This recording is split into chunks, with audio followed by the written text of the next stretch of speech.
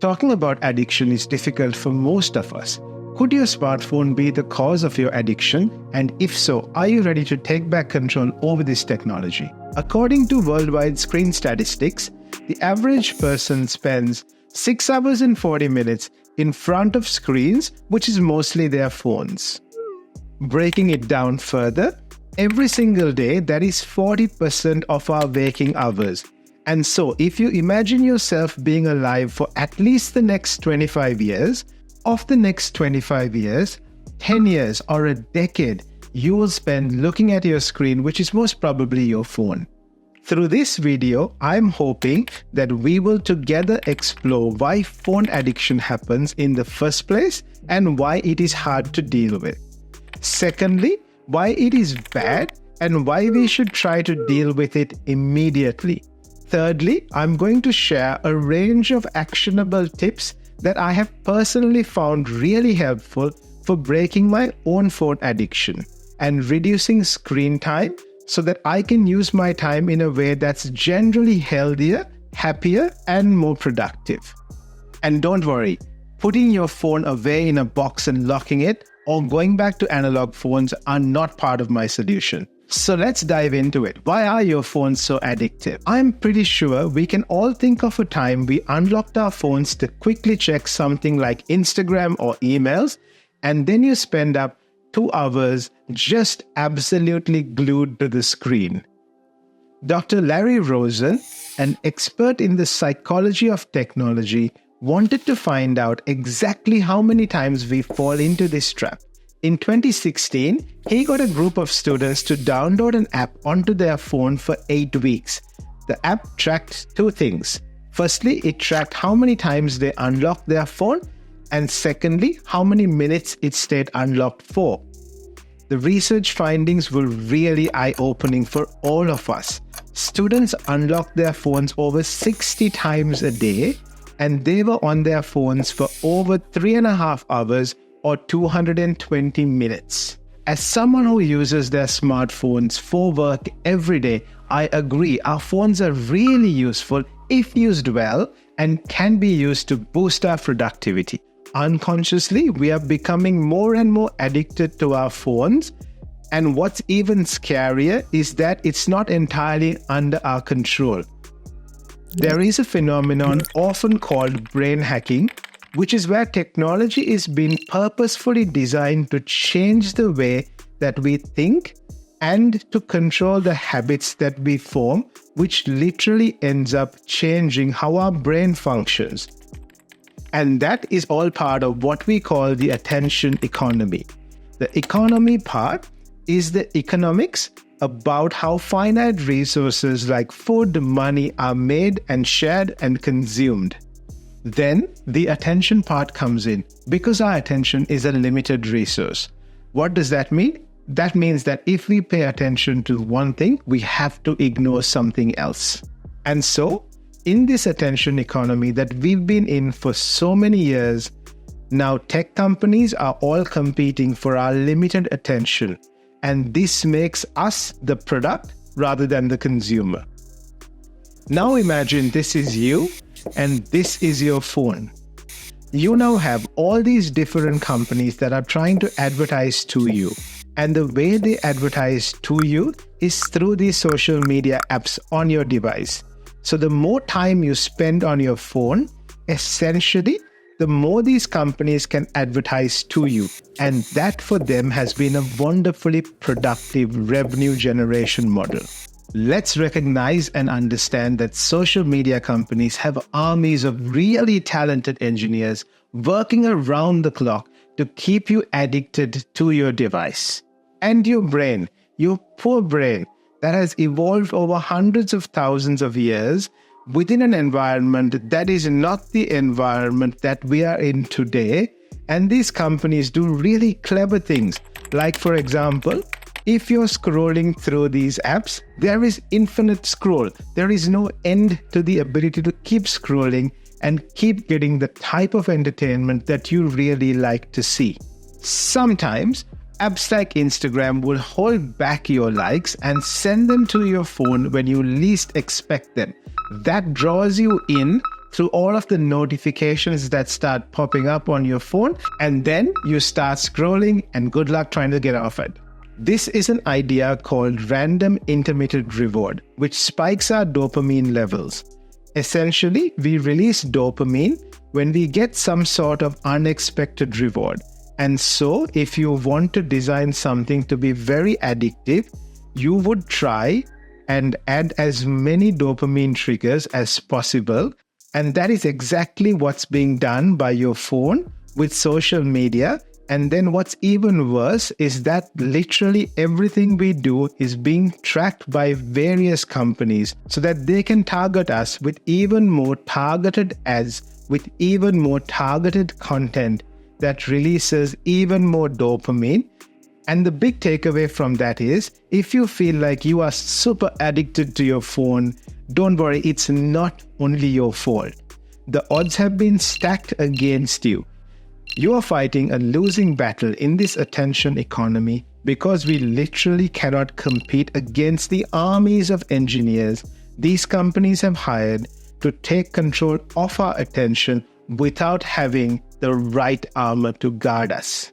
Even though it's not solely our fault that we're caught up in this addiction cycle, it is our responsibility to do everything in our control to take control of the devices we use, of how we use them, and cure our phone addictions. One of the biggest problems with phone addiction is that we don't realize we are addicted until we lose our phones or we don't have our phones in our hands. You've probably been in that situation where you think, oh crap, I've forgot my phone, I've left it at home. You start checking your pockets, your bags. You feel an acute anxiety response at the thought of you not having your phone with you, which is actually a phenomenon called nomophobia, which is the fear of not being able to use your smartphone. We have become so dependent on our phones for work, for keeping ourselves entertained, for filling empty space in our lives, that when we don't have our phones, our bodies respond in the same way as if we were being chased by an animal in the wild. Remember the fight or flight response? That's that feeling. There are a whole host of other problems like reduced sleep, reduced cognitive performance that most people experience. So what can we do about this mobile phone addiction, and how do we fix it? There are a bunch of strategies that we can use to help take control of our phone addiction so that we are in control of it rather than it being in control of us. So here is my top recommendation that you can start doing for free today, and that is turning your phone onto grayscale mode. That limits the color frequencies and all of those visual stimulation cues that are targeting your brain cells. I have a test group of friends that have dropped their screen time by over 30% by way of simply using this method. Let me know in the comments if you have turned your phone grayscale or if you are planning to do so. Another one of my favorite things to do is to use technology to block some other technology. Let me explain. There are a range of apps available on your phone that you can use to block a range of other very addictive apps. You can set screen time limits on your phone, and what that does is that it either enforces an upper limit on how much time you can spend on a particular app, which is a good thing, or it blocks those apps completely between certain times. To give you an example, I have Opal set to block all my social media apps from 10 p.m. to 8 a.m. That stops me from scrolling late at night. It also helps me start my day fresh, focusing on the people I care most about and some of my key work priorities.